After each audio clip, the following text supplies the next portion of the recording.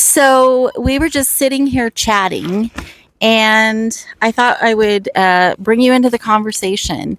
We're talking about how um, it's just interesting how as you get older, I think you start thinking about things that you just don't think about when you're younger, and thinking about how things that we can't do anymore. Things are not an option. They're not. They're off our bucket list. They're off our lists because we can't do them anymore.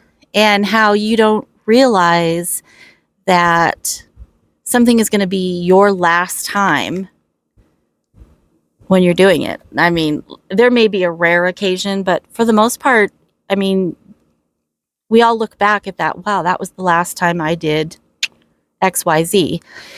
And that kind of led us talking about how those life-changing events, those things that happen in our life that alter what's next. They forever change what's next. And so I thought we would chat about that today. Did you have some thoughts on that? You were sharing with me a little bit. You changed your intro from earlier, so now. Not really. Not Complete really. conversation now. All right, start over. No, we're all right. Well, we were talking about a couple things, but I pointed out it's like when Patty lost her daddy when she was like 15, not too long before she met me, probably much to my benefit. Probably her extreme need to replace her daddy. It was the only way she picked the shortest guy there in the room. No. But, and then when 10 years later, she lost her mama. Not even 10, actually. Yeah, in an unjust fashion. And I was there with her to stand beside her and be her rock as best I could. But, those kind of situations, I mean, you don't really understand them. And I don't care who you are, you think you're a Harvard psychologist or whatever, you don't really understand it until you go through it. That's just some of the things, some of the gates in life that you go through. And there's, I just don't know that there's always a great way to prepare yourself for it. How do you lose your mama suddenly because of her job? And she's gone. And so, like I said, I stood with her through this, but I didn't, I hadn't truly experienced it. I lost like a grandfather I barely knew and stuff, and I lost a puppy or something, And if you're watching right now and you think you're losing a puppy, well, there are parallels, so stay with us. But moving forward, then I lost my mother about 13 years ago. And I now understood my wife much more fully than I understood her before. Because my life just changed. Like a glass wall just dropped down at this point in my life. And you could still look back through the wall and see what it was like before the wall. But you can't go there. Right. And so life with mom is now on the other side of the glass. No more phone calls. No more outings with the family. Depending on your cosmological perspective, no more time to fix anything. That's true too. And that's just it. And until you're there, you don't really understand 100% what that is till you're there. And so I understood my wife a lot better that day that wall came down. Well, and I think, yeah, you brought up a very valid point, and I think that's one of the big takeaways is the regrets. Um, um, I think many of us realize altogether too late um, to live life to the fullest, to take more chances, to leave the dishes in the sink, play with the babies more, to do the things that you don't think you can do or should do, maybe because you should be more. I'm not saying don't be to not be responsible or to be irresponsible, but um, many people wait for retirement. They wait for retirement because, like, kids are grown, they're gone, we're going to live our life. And all too often, retirement comes and you can't. You can't physically do the things you want to do. You have all these grand adventures you want to do, and your body simply says no. And you didn't know that your legs were going to give out, or your heart was going to give out, or whatever myriad of things that can happen. So that brought us to the topic, a controversial topic, I'm sure, amongst people. If you find it controversial, Well, you don't ever deal with controversial. if you find it controversial, don't comment or anything, because I just don't care. But the wall. Those you know what the wall is. I have learned about it over the last couple of years and gave some thought to what it really means, because there's people out there, some of them rather infamous,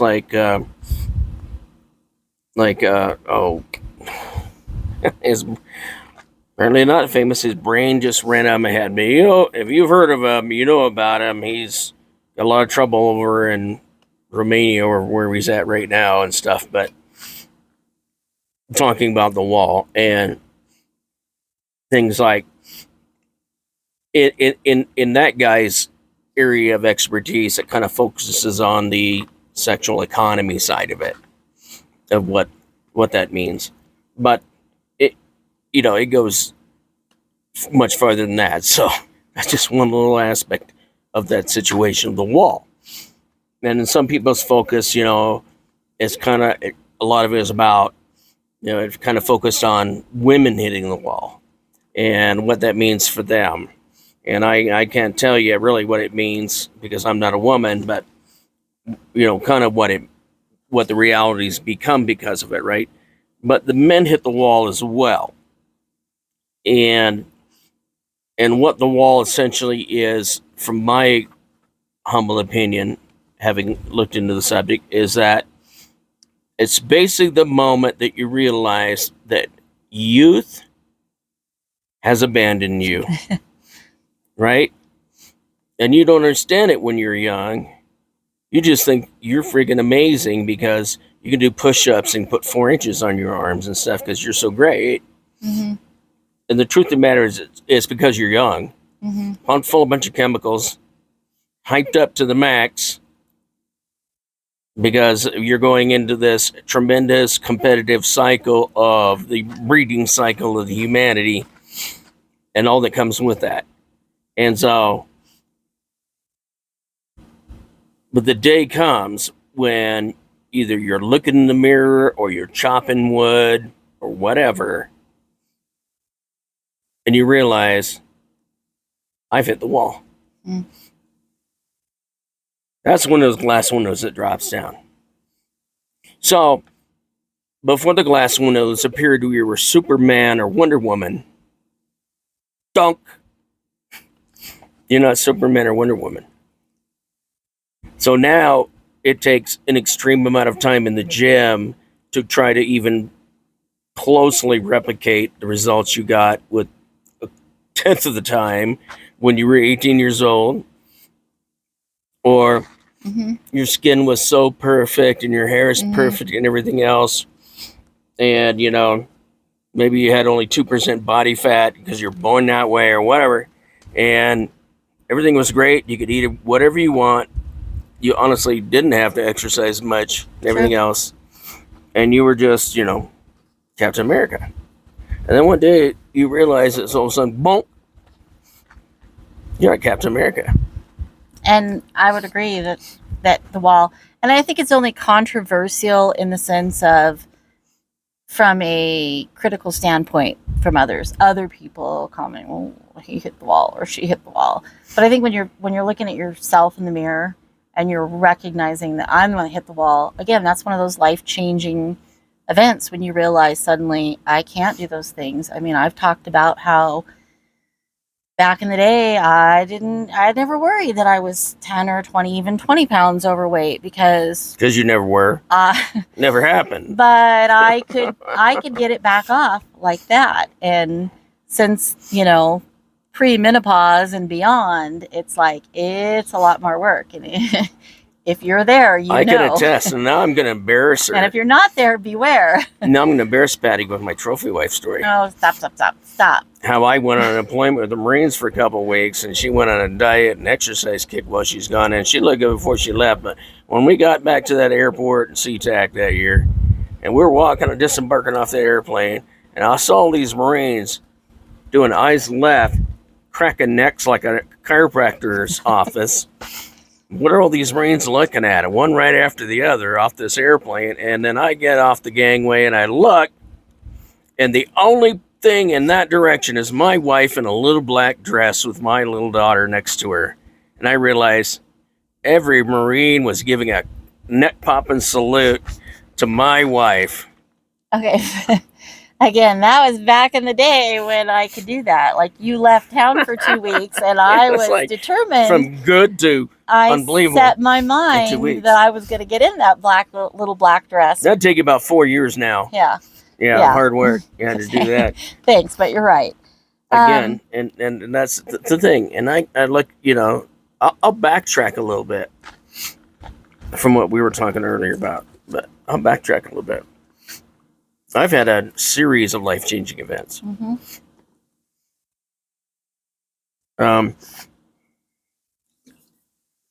One of them was I served in the Marines. You can see from the hat. That was definitely a life-changing event. And then my time was up, and I got out, and that was a life-changing event.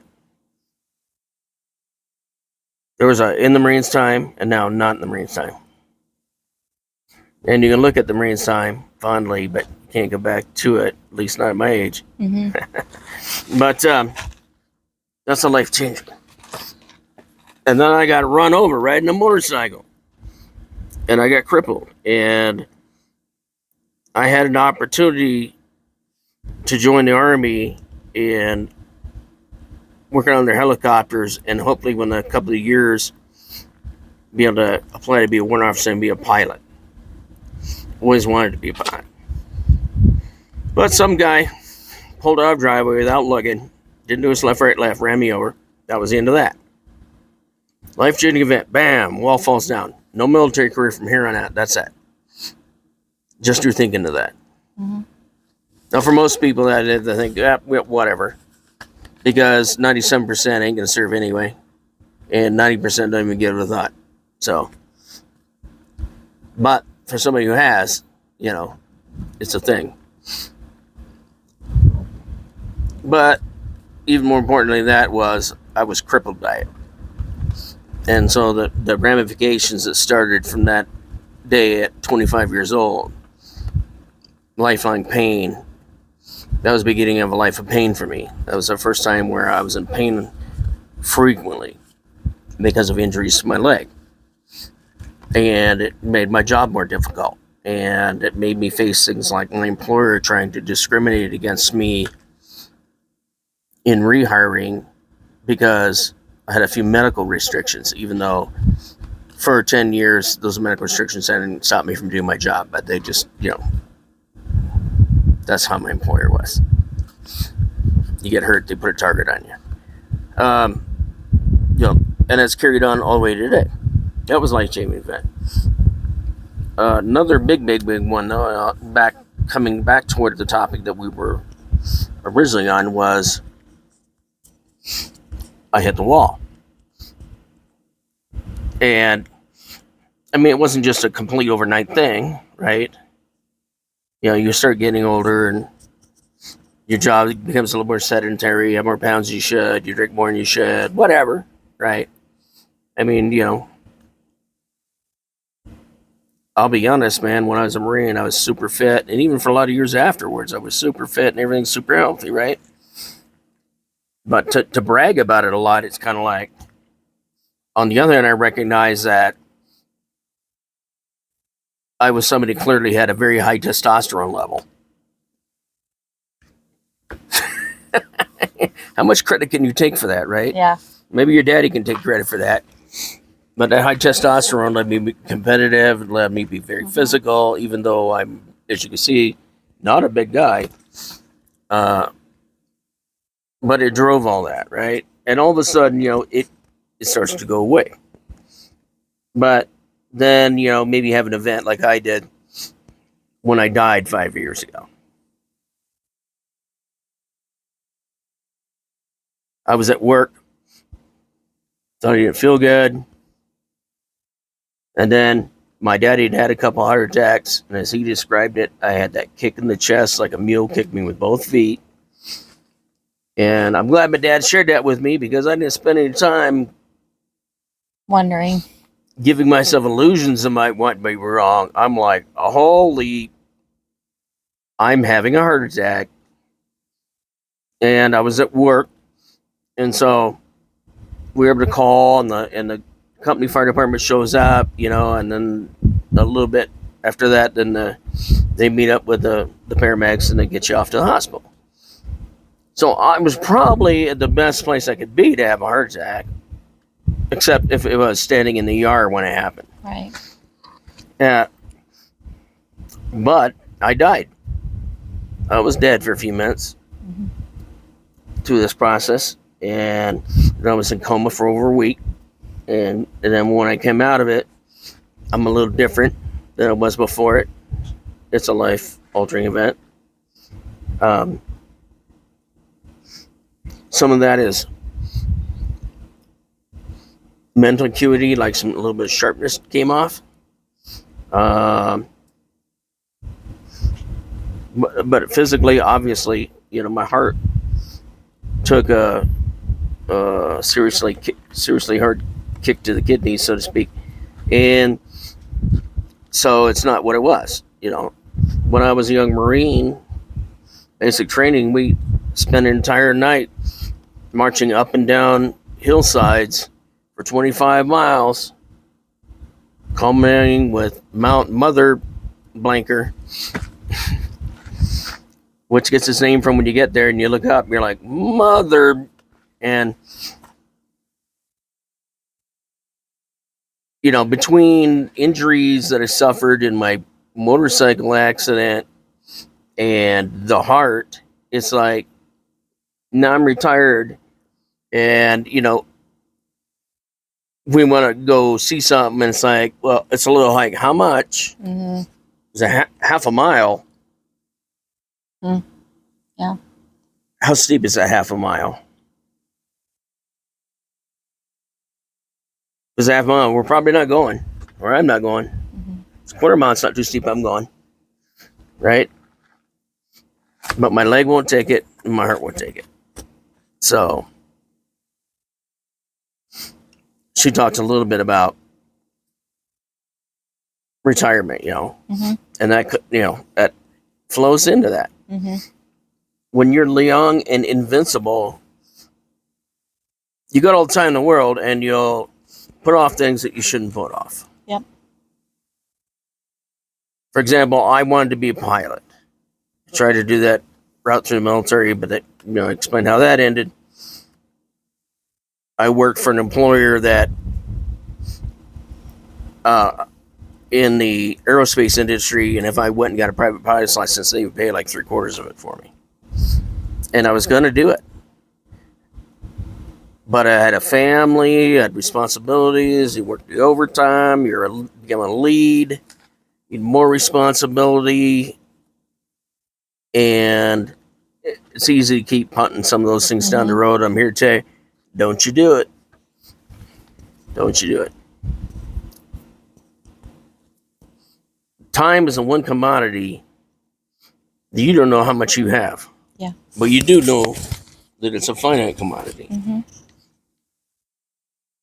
Yes, it is. One day you have a massive heart attack and you die for a minute and they bring you back. But now, if you want to go get a pilot's license, you need a waiver. It's an uphill battle. Well, and I don't want to derail you, but just also interjecting, I mean, that could have ended our retirement plans right there. Like, had you not come back, we could not even have had this time period. No, we wouldn't have any of this, right? So, Obviously. Again, and I think, we all know it, right? We all know, like, anything can happen tomorrow and your life can be completely changed, but none of us really think it's going to be us. You don't think it's going to happen to you. I've come to realize it's always going to be me. It's always going to be me. Yeah. But, again, getting, back to, like, what do you do, right? We've brought you all the bad news, all the things that can happen, but really just to give you kind of a sense of been there, done that. I mean, we've lost our parents, homes, and, a lot of things. Just like at the time we thought, oh, we can do this again, or we can do it different, or we can do something. And it doesn't always turn out that way. And so how do you keep going? How do you deal with the other side of looking back? And I mean, you can sit down and you can be super depressed that life didn't go the way you wanted it to, or you hoped it to. Why are you picking on me all of a sudden? I'm not picking on you. I'm just saying that, this retirement adventure, it's not what we envisioned it to be when we thought about it, especially when we thought about it years ago, or even when we thought about it at the time shortly before you retired. We're realizing, I mean, even within this, it's like we're hitting those walls that deter us. But, keep going. And well, it's like 9/11. When 9/11 happened, a lot of people understand about the very direct, victims that they can see on the nightly TV and everything. What they didn't see is the ripples that went out from that, and especially in the aerospace and airline industry and stuff, and how many people lost their jobs because of it. And for me, I had worked myself up a significant way towards my retirement, and things were on track really good, right? And 9/11 happened, and largely because of that, I got laid off, and then eventually had to give up our dream house that we had built and everything. And you look at it now, and we can see that house on Zillow being worth over $1 million, but we don't own it anymore. That's a life-changing event. What do you do? Well, I went to college for a while and stuff, changed careers for a little while. I ended up going back to my original career, but all you can do is pick your feet up and try to do it again. And that's a real kick in the teeth. But it's like you can either lay down and quit at 30 years old, or you keep trying. And so you try doing something else or whatever. Going back to my original career actually worked out pretty well for a long time, and until I ran into some rather sudden and alarming health issues that basically made me somebody who was not reliable. And to hold a 9-to-5 job, you gotta be reliable. And so I had to decide to go ahead and pull the trigger on my retirement and I mean, I'd always wanted to retire at the first opportunity, so I ended up retiring at the first opportunity. So we succeeded! Yay! Yeah. But it not in quite the same way that I had expected. No. We had the market crash. I was well on track again, and the market crashed. It kicked me into teeth some too. And what do? Well, you can't quit. Mm-mm. So you just pick yourself up and start again and keep trying and keep trying. And now we're retired. We had planned to build a new house in our original home state of Washington, and then we decided no, especially if you retire early, you can't stay in Washington because it's way too friggin' expensive. I'd have to work another 10 years just to retire, and decided that wasn't worth that, and pulled the trigger and moved ourselves to Texas, and starting a new thing down there. But in the meanwhile, we decided we're going to spend at least a couple of years just enjoying ourselves in ways that we didn't before, and realize now that your time is running out. In our case, we're taking a pause to get a couple of years we should have got in our 20s. But like you said, it's like, well, you've hit the wall. What happens when you hit the wall? How do you respond to that? Do you roll over and just say, well, that's just the way it is? Do you overcompensate and try to be 13? Or you take a middle of the road to that of, well, I'm not willing to give up and just consign myself to the trash bin. And I'm not willing to go down gracefully with this age thing. But at the same time, not making a fool of yourself. But it does. You're now faced with all these things that you thought were great ideas when you're 25, which they were. No, they weren't great ideas, but you could get away with it at 25. And then when you're 55, you realize you're going down that list of things you're going to do when you retire, and you're starting to check things off that list. That, if I do this thing, I might kill myself, honestly. Right. Well, and I... But the main thing is respond to these life-changing events with not giving up. Never give up. That's a Marine Corps motto. They never give up. Never give up. No matter how bad it looks, you've got to battle on, because the other choice is to surrender. Well, and recognizing that the life-changing events, they will come. Some of them you're not going to avoid, like in the law. They will come. I mean, there's a few people in Hollywood with a lot of intervention. But I guess my wish, if I had one, would be, hindsight's always 20/20, right?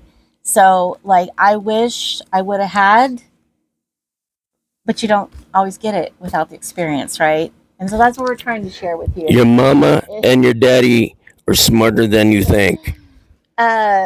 Just, viewing life that way. I follow some amazing, young families that have chosen to break free from the mold, and they're introducing their kids to a whole new life, a whole new world, and living outside of the lines, I guess. And I love that. I love that because I feel like some younger people are starting to recognize that they may not get that, dream retirement of traveling or whatever it is you plan to do. But just recognizing that things are gonna come. Think about what if I never get to do this again? What if this is my only opportunity to do this?